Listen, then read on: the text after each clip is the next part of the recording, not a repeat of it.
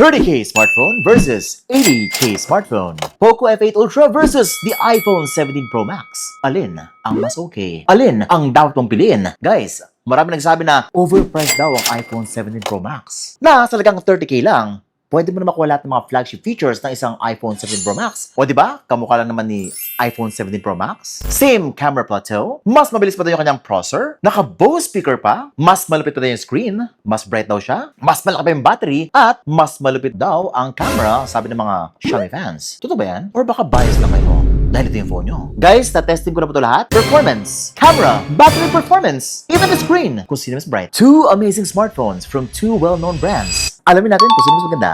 Ako si Vince, you're watching Unbox Diaries. Woohoo! Vince, paano to tumatayo? May peanut butter. Oh, kala nyo ha. Shout out kay Jessas. Peanut butter, creamy and delicious. Kaya niyang patayuin si iPhone 17. Sales? Stonks. Okay, so una, design. Ito po yung kanilang itsura. Guys, magkamukha po sila. As you can see, the Poco F8 Ultra is kamukha ni iPhone 17 Pro Max. Wait lang, Vince. Parang mali ka. Parang si iPhone nata ng gaya kay Poco. Kasi diba, si Poco F6 Pro, meron ng ganitong klaseng design. Tama ka. Hindi, actually matagal na po si Poco na merong camera plateau na parang ganito. Pero kasi, in terms of the shape, ngayon kasi mas pang iPhone na yung dating niya. At kung meron man akong gustong hiling kay Xiaomi or kay Poco, is sana merong orange color nito. Para dalawa na biling ko sa inyo. Now, first things first, parehas naman sila ay glass back, aluminum frame. Ayun, may mga antenna bands all over sa parehas na phones. Matibay yung display, may ceramic shield 2 daw tong si iPhone. Tapos naka-Corning Gorilla Glass Victus 2 naman po to si Poco F8 Ultra. But they are not identical. If you look closely, si iPhone medyo may pagka-curvy yung kanyang body. Sa likod, sa sides, very curvy. Mas sexy, mas feminine. Si Poco F8 Ultra naman ay flat yung likod, flat yung sides, medyo rounded yung corners. At hindi po tatlo yung kanyang camera sa likod. 4 daw. Well, 4 yung kanyang bilog. Ang pangit lang sa Poco, wala siyang mansana sa likod. Ay, joke lang. Hindi totoo yan. Mahirap pag walang mansana sa likod. Paano mo ngayon ipagyayabang yung phone mo? Mga tao kasi pag nakita yung iPhone, sheesh bro, ganda ng phone mo, man. Tadagdag na yung chicks mo. Yung mga mag-hangout sa'yo, magpapalibre na sa'yo, marami ng utang sa'yo. Di ba? Yun ang advantage ng iPhone. Well, that is kung mahalata naman yung Apple logo sa likod. Kung meron ka naman ganito yung itsura, at hindi na makita yung mansanas, parang pares lang. Uy, naka-iPhone ka. Ang ganda niyan na. Hindi, Poco lang to pre. O, nabili ko lang 30K. Pero mas mabilis sa iPhone yan. Tsaka may emulator yan. Yun nga lang. Wala pong camera button. Etong si Poco F8 Ultra sa gilid. Si iPhone 17 Pro Max ay meron pa rin. Impo guys, oh. Meron siyang camera control button at the side na pwede mong pinutin at slide. To zoom in, to take a photo, para meron kang parang natural camera daw in your pocket. Parang ganyan. Now, when it comes to design, syempre, nasa inyo na po yan. Kung gusto niyo po yung itsura niya, kung komportable ka sa kanya. Pero para sa akin, same na same yung feel nila kapag hinawakan ko. Pero kasi, in terms of yung perception, ng color, ng appearance, yung cosmic orange ni iPhone 17 Pro Max ay mas lamang talaga. In terms of yung reception sa mga tao, pag pinakita mo to sa ibang tao, uy, yan yung bago, yan yung latest na iPhone. And by the way, may built-in MagSafe na po si iPhone na wala sa mga ibang Android phones na kailangan pa nila ng casing para gumana yung kanilang wireless charging. Parang ganito. Gumana agad. Poco? Sumabit sa camera. Pero in fairness, may konting magnet lang. Pero hindi siya kumakapit talaga. Eh no? Dumidikit talaga siya. Pero nag-i-slide. Now, para naman silang dual SIM. Meron pa silang eSIM capabilities. Para silang 256GB na minimum storage. Sino ang mas mabigat? Mas mabigat si iPhone. Ang ganito. O nga pala, meron palang Bose speaker sa likod tong si Poco F8 Ultra na wala si iPhone 17 Pro Max. Which will give you better bass, fuller sound. But ang tanong, sino talaga mas malakas yung sounds? Ito compare ko. Side by side, pakinggan nyo mabuti.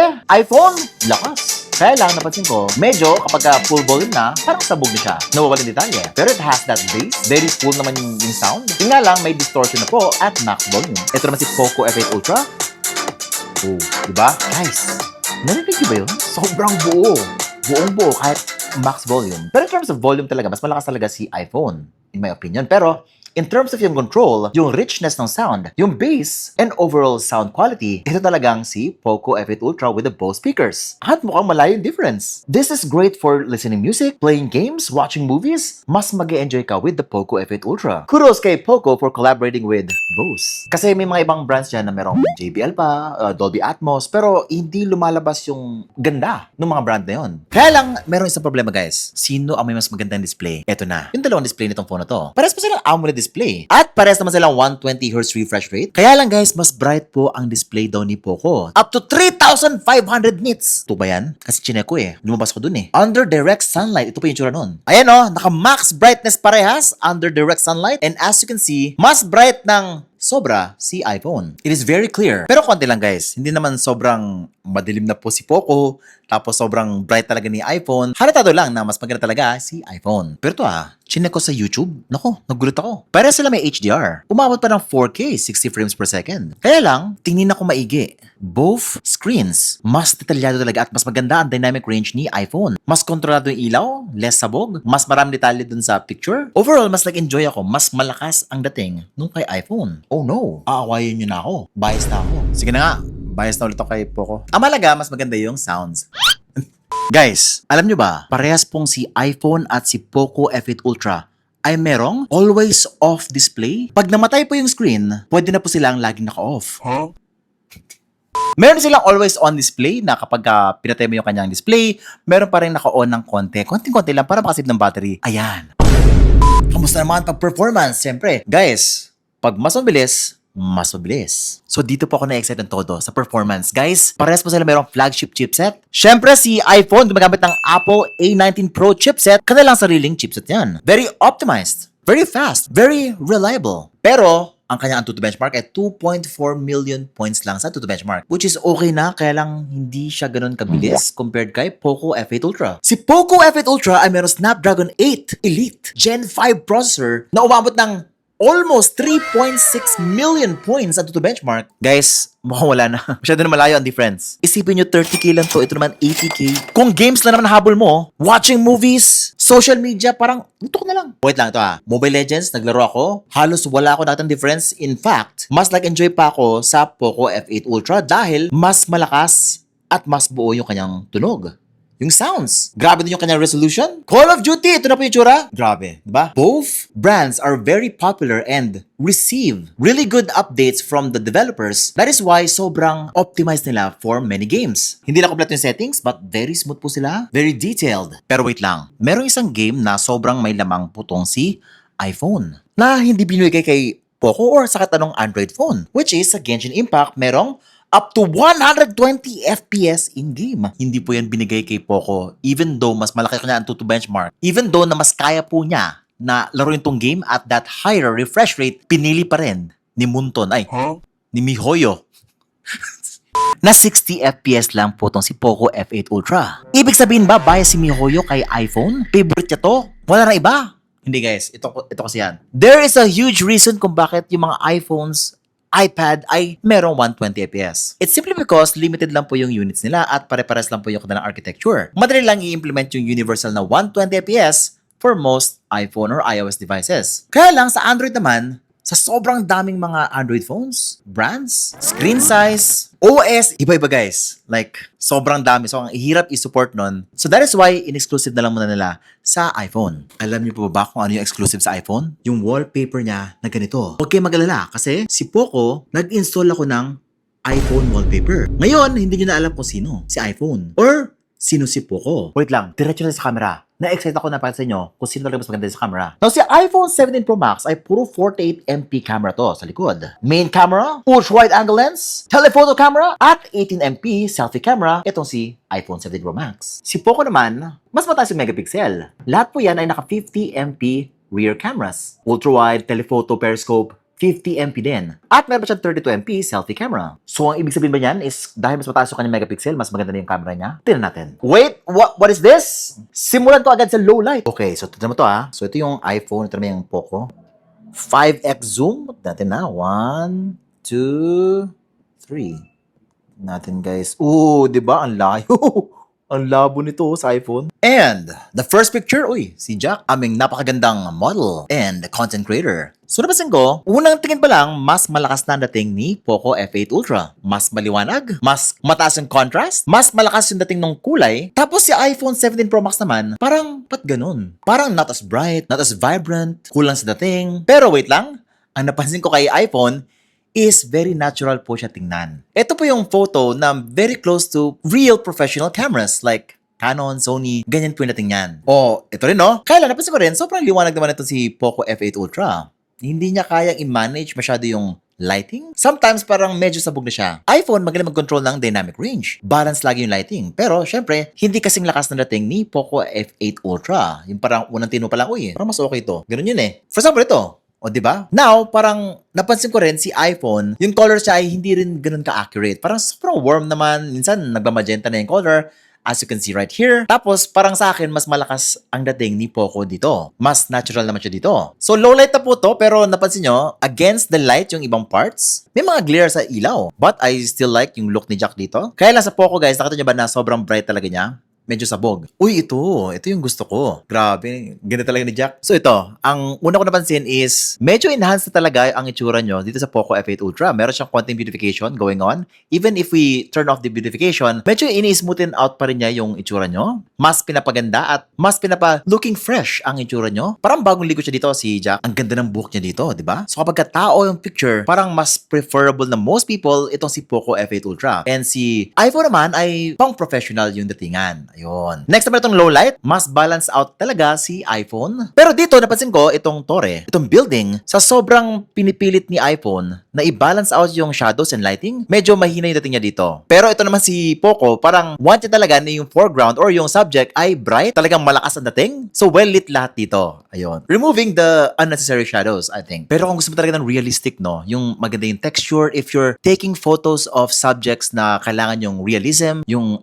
total accuracy. Guys, tinan mo to, yung Philippine flag, okay yung texture dito sa iPhone. Pero dito naman sa Poco, parang kinulayan siya, no? Nang mas matindi yung kulay, medyo parang cartoonish na. Ayun na naman. Sa low light naman, ito po yung dating. Ayun, mas pinapalakas talaga ni Poco ang dating niya. Mas vibrant. Galing ni Poco, no? So ito napansin ko, medyo mahina po yung telephoto lens lang ni iPhone. Pero yung 1x zoom naman niya ay mas maganda kaysa kay Poco. Kaya nakita nyo kanina, mas matindi po yung low light ni telephoto ni Poco compared kay iPhone. Mas malinaw, mas detalyado. Pero wala masabi. Poco F8 Ultra, iPhone 7 Pro Max. Seems okay.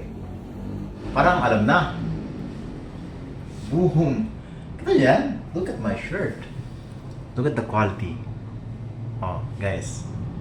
Iba pa rin talaga to. Tapos yung sound quality. Hello, mic check. Talaga. Yun lang. Kapag ka selfie video, parang mas gusto ko tong Poco kasi nga, mas pogi ako dito sa Poco. Dito sa iPhone. Ba't ang red na mukha ko? Yeah, pero klaro pa rin naman. Grabe yung details talaga sa iPhone. Pero, yun nga lang. Kasi pag tao guys, gusto mo talaga malinis yung itsura mo at poging-pogi ka. Hindi yung parang sobrang detalyado. Pero, when it comes to objects, mga B-roll, mga ganyan, mas okay pa rin ito. Yan. Pero pag gusto mo pogi, yan. There is a reason kung bakit halos lahat ng content namin kinukuha namin using an iPhone. It's simply because it's closer to the real thing. Mas natural siya at maganda substitute para sa Sony camera or Canon camera. Si Poco naman, medyo process yung dating, medyo unnatural, parang not as appealing as the iPhone 17 Pro Max when it comes to taking videos. Although parehas naman po silang up to 4K 60 FPS or umabot pa nga ng 8K itong si Poco eh. Kaya lang, 8K is parang hindi naman din ganun ka ginagamit. I would say 100% video, iPhone 7 Pro Max. But when it comes to photo, nasa inyo na yan. Kung ano sa tingin nyo, yung mas maganda kanina. So, hindi pala overall winner kapag mas malaki yung megapixel. Now, sure ako, si iPhone ay makaka-receive talaga ng ilang taon na software updates. Software support from Apple mismo. Aray ko, ilang beses na nangyari yan.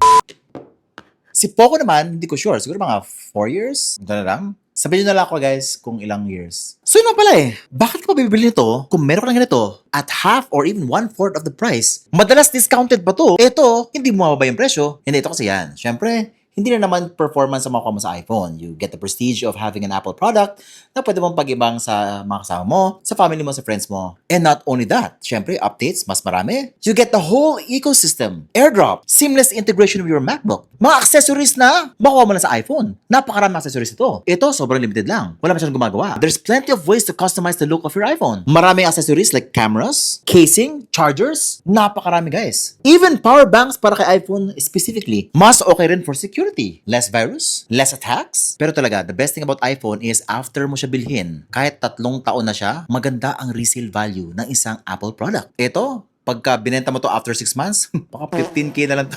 Hindi, seryoso. Punta ka sa marketplace, guys. Babarating ka ng mga to. Nagbibenta nito. But that's just how it is. At magkaiba naman talaga sila. Iba yung kanilang price segment, iba yung kanilang tinatarget na tao. If meron ka naman talagang pera, syempre, pipili mo talaga si iPhone. Pero kung ito na talaga yung budget mo and you want to have the feel of an iPhone, the raw power or gaming power, and siguro yung a little bit of the camera, plus mas mabilis po yung charging nito, I think walang problema kapag pinili mo si Poco F8 Ultra. And it's a wiser choice, especially this year. Especially sa economy natin ngayon. Be the smarter buyer. Get the Poco. Or wag magpahuli sa sosyalan, get the iPhone. But what do you think? Worth it ba talaga mag-iPhone? Or mag-ganito na lang? Let me know guys in the comments below. Mag-usap tayo. Pero if you want something better, something stronger, or yung Samsung Galaxy S26 Ultra, compare ko kay iPhone, pwede. Nakaka-excite yun. Exciting times here in Unbox Diaries. Kaya mag-subscribe ka na, hit the bell icon so that you don't miss any of my great content. So, thanks for watching Unbox Diaries. Ooh.